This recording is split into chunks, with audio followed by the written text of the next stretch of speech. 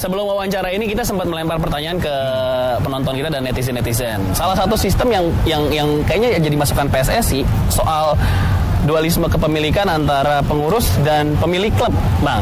Nah, akan ada regulasi sistem itu juga nggak sih, Bang, untuk ini? Karena ya kita kan nggak pengen ya tiap orang juara diraguin, ini mah diatur nih, soalnya yang ini pemilik klubnya punya saham di PSSI. Nah, itu kan jadi nggak sehat juga buat kita sebagai supporter nih, Bang. Nah, akan ada regulasi nggak, Bang, soal kepemilikan saham? Misalnya boleh tapi minoritas atau gimana gitu dari PSSI?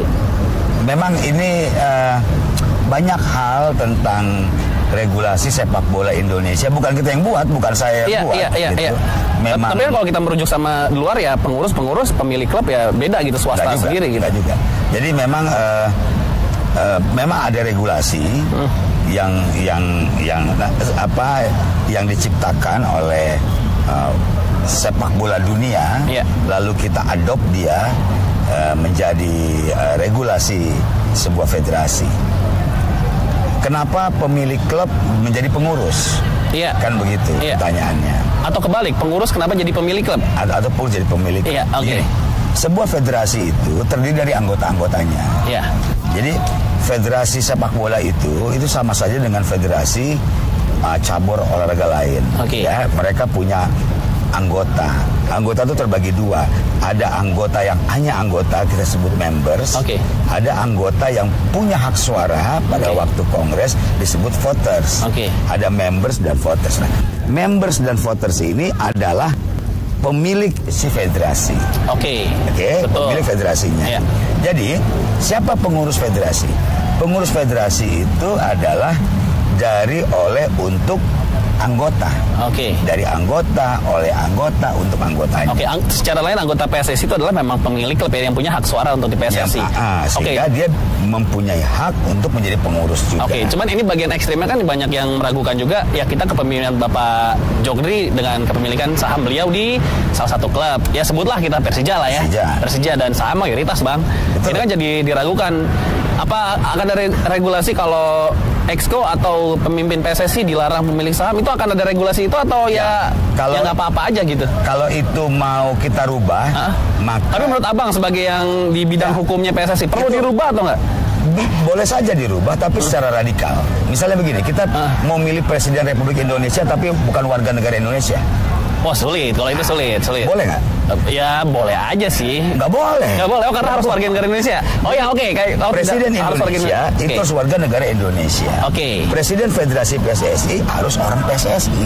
Makanya syarat untuk menjadi apakah Exco, apakah wakil ketua umum, apakah ketua umum PSSI. Ya ketua umum itu bahasa Indonesianya. Kalau itu presiden, vice presiden, anggota, member, Exco, itu adalah orang, salah satunya yang pernah berkecimpung di sepak bola atau masih berkecimpung sepak bola, mempunyai minimal waktu. Dan belum menjadi anggota. Lalu mereka itu yang ingin menjadi ketua umum itu dicalonkan oleh anggota. Ini syarat untuk jadi ketua ya? Jadi ketua, jadi wakil ketua. Tapi kalau Anda ingin jadi sekjen, itu enggak. Sekjen itu profesional. Sekjen itu tidak diatur. Sekjen itu orang gajian lah. Orang bayaran. Begitu juga deputi sekjen, pengurus kesekjenan itu tidak punya syarat itu. Dia benar-benar orang gajian. Tapi kalau kita berbicara eksekutif komite, wakil ketua umum atau ketua umum, itu nggak gajian mereka nggak punya digaji. Mereka hanya sebagai pembuat regulasi. Organisasi. Jadi dengan kata lain tidak akan ada perubahan yang signifikan dong soal kepemilikan saham mayoritas di klub dengan nanti ketua.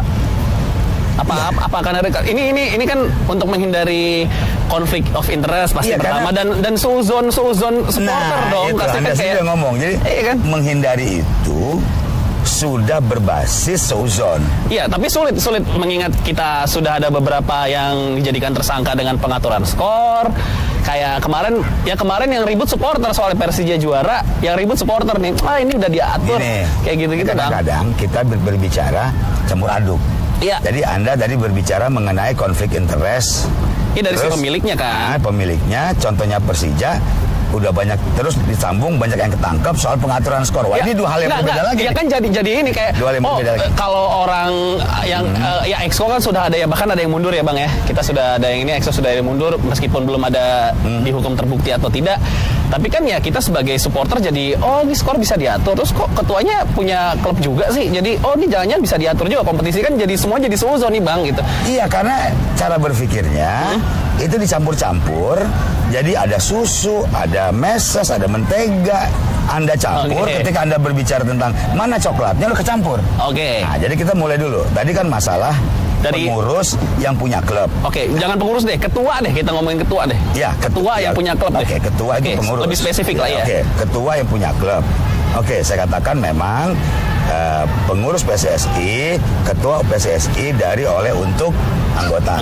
Itu ya jawabannya. Iya, Bang. Sekarang masalah pengaturan skor.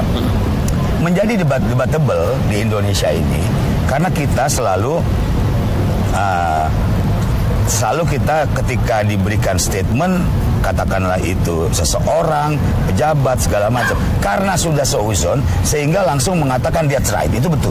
Nah, match fixing, kami sudah duduk dengan Satgas, duduk bareng dengan AFC gitu, dan kita PSSI, kita membuka itu match fixing. Match kita tahu Liga 3 dan Liga 2 ya. Nah, iya. Yang sekarang masih ini. Match fixing di sebuah negara, di sebuah federasi itu kaitannya sangat kental dengan rumah judi. Ingat tuh. Ya. Dan dari luar negeri pula kan. Ya, ingat ya. Jadi matchnya fix gitu loh. Harus ada timbul angka ya yang rigid, yang harus sama. 31 mau 42. Karena apa? Karena match fixing itu kaitan dengan judi, ada unsur forecastnya. Anda bidding apa? Masang berapa? Lek-lekan fur setengah, fur 1 dan seterusnya. Itu orang yang suka judi ngerti lah. Ya kan? Saya nggak ngerti Bang, saya nggak pernah judi. Nggak tahu ya? Nggak ngerti saya Bang. Tapi mungkin sebagian teman-teman yang tahu masalah fur setengah, fur 1 ngerti. Iya, ngerti. Lalu diambil contoh, kira-kira gitu ya, tentang Banjarnegara. Banjarnegara lawan Kediri gitu ya. Terus ada contoh lagi Madura FC yang lawan Sleman. Lalu dikatakan itu match fixing. Sebetulnya kalau kita buka secara mendasar, ini kan bukan persoalan match fixing, bukan angkanya yang mau diatur, tetapi menang kalahnya.